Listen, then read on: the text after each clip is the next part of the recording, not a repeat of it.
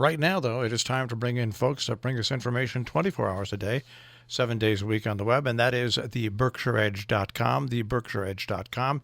We get together just about every week, and we talk about just some of the stories that they feature. And we say good morning once again to Marcy and David. Good morning, guys. Good morning. Good morning. Good morning. I'm glad to hear that your old guys are all safe down there too. Well, we're locked in like reasonably safe, anyways. As safe as it can be, as long as the locks on the door work, we're safe. Because there's only 3 of us here now, and our 2 sales. How many are there usually? Well, we have 2 salespeople that are normally out with underwriting, but of course that is not happening right now. And we have normally a couple of part-time people that come in, but they have been told to do their work at home. And the Bargain Barn, which we operate as a fundraiser, is shut down. So there are 3 people there that are out of work. So you know the spiel. Listen, we are having the same problem. We've made an appeal for membership because we have no advertising. I mean, we have, most of our advertisers are either not advertising or have canceled. Well, and what's interesting, I spoke to we interviewed Rick Cantelli from Salisbury Bank and Trust. We are waiting now that the aid package has been approved by the House and the Senate. We will see what's in it for us as a nonprofit and for you. To be honest with you. Yeah, well, small business loans really aren't going to help us out. I mean, we're going to lose. No, we are a small business. Yeah. We're not a nonprofit. Yeah, but still, these things that open up. I mean, we're talking about not 5 or 10,000. We're talking about losing probably $25 to $35, maybe $40,000 worth of money coming into us. Yes, so are we. Yeah. So it's we're waiting. And I have to pay it back. Which means that we're talking about taking on more debt because this is not going to be free money. That's exactly right. Maybe cheap money, but. It's not going to be free money, and we're already in debt. Yeah. So, so this is why we have appealed. And I must say, I am very grateful. We have had a big surge in membership. That's good. I mean, over the last week, and I thank our members very much, and I hope that other people who read us will help us out as well. At the same time. Well, one of the things that just about everything we're going to talk about is around the same topic, and that is the coronavirus or COVID-19. Yeah, right. Now, I guess I'm going to ask you about your first story, but I'll remind people that in Great Barrington today at 12 noon, they're going to try their Code Red thing out for people that signed up. So when you get, if you signed up for Code Red and you get it's a test. It's not a real Code Red. It's a test to make sure it's working. Right. All right. But they, like a lot of other towns, Great Barrington now has declared a state of emergency as well. Yes. Yep. It did so yesterday, and they are. The interesting thing is, of course, that they're also going to likely postpone the annual town meeting because of the way New England democracy works is that everybody in the town gathers in the high school auditorium and decides on and passes each budget item. But of course now it's likely that this COVID-19 epidemic is going to continue into the spring and maybe summer, so that such a town meeting is not able to be happening. Stockbridge, I think Stockbridge is postponing their town meeting as well.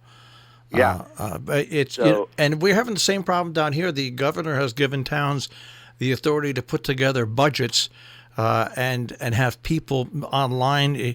It's a very tricky thing what has to go on because, as you know, with our New England form of town meeting, it's the people who really decide how much money gets spent and where it gets spent. Right. So they haven't formally voted, but they're likely going to decide to postpone it. So it's usually in May and early May, and they're trying to figure out how in fact to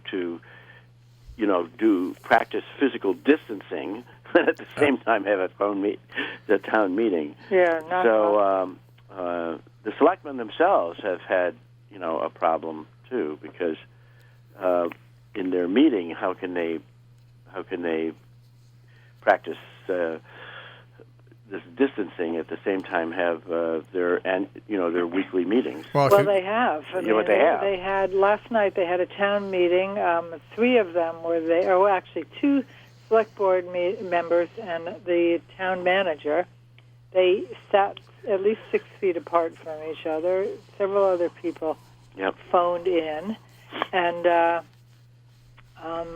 then the CTSG,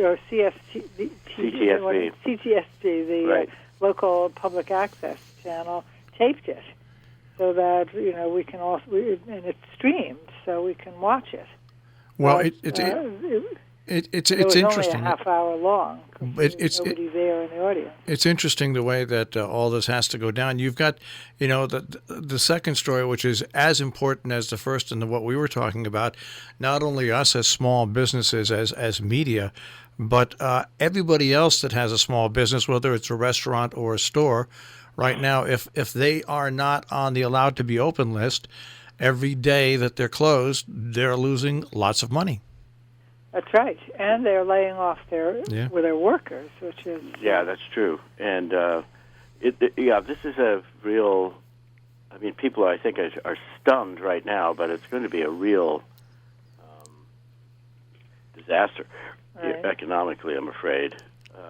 And there are going to be businesses that are not going to survive. Just simply not going to survive. Here's what I don't understand, and that is when the Fed lowers their interest rate to 0%. All these loans that are going to be given out to small businesses, I feel should go out at 0%, like the big corporations get. And thank God with this stimulus package, they have prohibited big companies from taking that money and buying back their stock when it's so low prices. Yeah, which they would do. They did. If Trump had his way, they would. So they have forbid Actually, that. I don't know that Trump himself. Yes, Trump was not in favor. Yes, they included he was that. on the right side of this. Actually, None of his companies, as part of the stimulus bill, can receive any of the benefits from it. Is that right? That's written in there. That's written in there. Yeah, that is written in there. Oh, good. I think that those 3 things were the big tussle that kept it going, and that's all in there now. Has it passed? It hasn't passed yet. They haven't voted yet. Well, in agreement, it has passed. They're going to all vote on it today. But the Senate and the House agreed, and then passed it on to the president, and the president agreed. So now they're going to have, I guess, the formal vote on it. Oh, good. Well, I hope money starts flowing. Listen, it's becoming frightening. I was very cavalier about this up to now, but I had a conversation yesterday with somebody from Olympia, Washington, who said that they had lost a family friend to this, and I said, well, what were his symptoms? And they said he was fine until he wasn't, and then all of a sudden he couldn't breathe, and 5 days later he died. It's one of those things. I mean, everybody has to be vigilant. I now know in the state of Connecticut, there are in Salisbury, Sharon, and Kent have identified cases of the virus, and across the line, Dutchess County and Columbia County also have identified cases of the virus as well. Yeah.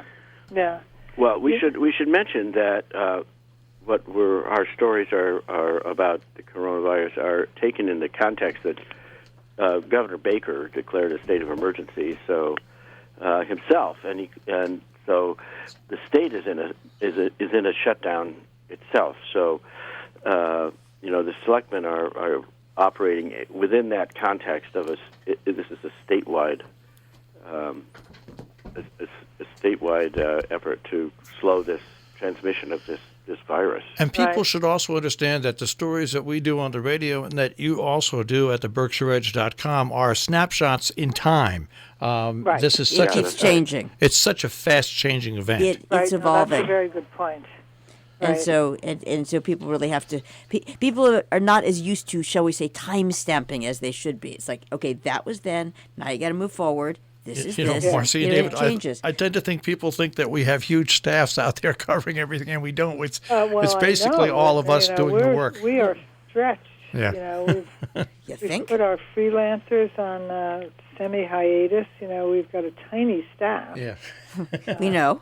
I don't think So people. as you Yeah. know, I mean, we are in the same situation you are.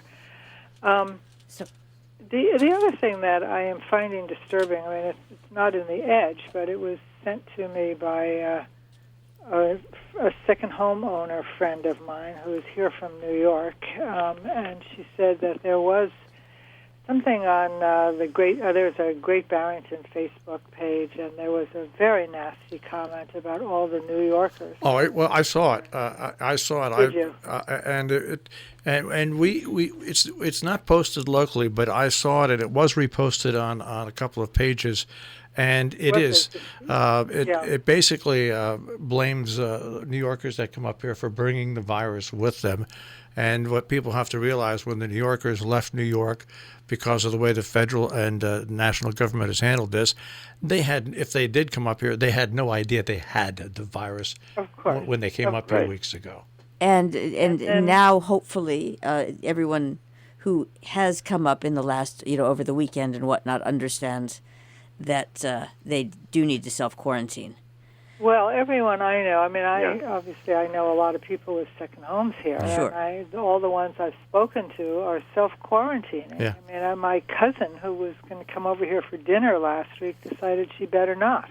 So we met for a walk in the park and stayed 6 feet apart and had a visit.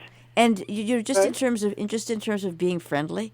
It's really Yeah. good that some people come on and say, yeah, actually, no, they're self-isolating and they're da-da-da. They are. Because Everyone you I have- know is self-isolating. But you have They're to not irresponsible people. And I what's- mean, these people who have second homes, by and large, are professional people who, who are not ignorant and who have, been socially responsible all their lives. Yeah, I must say that this is not the response is not as as stringent as is in 9/11. Right after 9/11, our local sheriff here wanted to propose putting guards at Route 23, where it comes in from New York, and preventing New Yorkers who were fleeing New York City from coming into the Berkshires. Well, hopefully. And that wasn't even, they weren't even bringing a disease. No, they weren't. They were just, they might have been bringing some dust from, the Twin Towers, but just the same, he wanted to prevent them from fleeing from fleeing into the Berkshires to escape. Well, I want to go into another thing, though, and that is what we are doing here on Facebook and on our homepage. We have Corona's updates that go on all the time. You now also have Corona's virus live local updates as well. We do. We've had that for over a week. We since this started, we figured we better have a live feed where news of what is closed and just little alerts from the town and the state. We could just keep people informed because there's so many of them. And and it's people don't realize when they click on that live link. We have had that since last Thursday, a week now. Right. The work that goes into keeping those things updated and putting everything up there is also another task that we never had to do before. That's that. Right. Right. Well, it's we even have a new text message system, that notification system that's gone into effect here, thanks to the thanks to the state. And so people are really, it's interesting how the whole community has really come together to monitor each other and to try to keep each other safe. It's actually, it's heartwarming, actually. And your next story, what makes even more heartwarming about that? Massachusetts, Connecticut, New York, and New Jersey are all quasi acting in concert with one another, which is so important. It's so important. You wish the federal government would do that. Yes. I mean. Oh, sorry. I thought you were. That's not a joke. No. We're very lucky to have four governors that are all working in concert with one another, because that's a wide plan like that. None of that's an accident. Yeah. Well, the way that works is that's the way you stop the spread of the virus, by states acting in cooperation with one another. And I'm learning a lot. I am learning a lot about how many people don't know, because of these years and years of everything being national and there only being 5 stories, or national or international, how things actually work when you get down to having to implement something. And there is plenty of room for governors and mayors and select people, and that's you got to run it. And certainly the local news that you are providing and that we are providing is a real indication of how necessary that is, and how But it's just great to see that party lines, when it comes to these governors, have all been stripped down. And when you have a whole region of states doing the same thing, that's the best way you're gonna hopefully stop the spread of the disease, because more and more people are aware. Let's not travel in big companies. Are any of the governors not of the same party? A Republican in Massachusetts. Yeah. Okay. Yes. That's right. Baker's a Republican. Okay. Well, a Massachusetts Republican, Yeah, exactly. Which Mitt Romney. it doesn't count. He might not be considered by You're right, it to doesn't. be a Republican. Exactly. By I'm just Republicans. like, let's be fair. Pardon me. He's a rhino. That's probably that's right. Well, he's sort of like Bill Weld. He was sort of an independent Republican too, as another former Republican governor. Well, these are fiscal conservatives, but social liberals. That's our tradition here in Massachusetts. So what's going on? Speaking Remember about Senator, what was it? Brooke was Ed also Brooke. was also a Republican. Yeah. What's going on? Speaking about liberals and do-gooders, you've got a story on an informal group of do-gooders. Yeah. Well, that's right. We do have a coalition of. Sheila Claria, one of our writers, put together this story about an informal bunch of do-gooders, she calls them, which who are really pulling together to offer services and to make sure that people who are in real distress are, have support. Because there are citizens who are going to be really vulnerable as a result of this. Not only the disease itself, but the fact that they're going to be out of work and maybe penniless as a result of this. So there are a lot of people who live kind of on the edge. And so the hospital and the police and the town officials and the library have all been meeting together to pull up some emergency preparation plan, so that to help those citizens who are really on the edge. And it's again, it's really remarkable to see people working together like this in an emergency. And it's not like they had some kind of plan ahead of time that they could kind of put into effect. It's that they're making this up. It's really spontaneous. So it's really interesting. Right. And gratifying, too. And they're making face masks and delivering food. And, it's very moving. Yep. Well, that's the old thing where we're lucky when you live in an area like this, in towns like this, where people chip in. and help. But our last story, out of all the glum and all this, your last story is your profile of a 90-year-old Ray Gunn. Ray Gunn. Yeah, wonderful. A wonderful man who is we did a profile on him. He's been very active in the restoration of this historic Clinton church, which has been traditionally a church that was actually the W.B. Du Bois himself as a child attended. And it's a building that's been in some disrepair, and they've had a campaign now for a couple of years to restore it.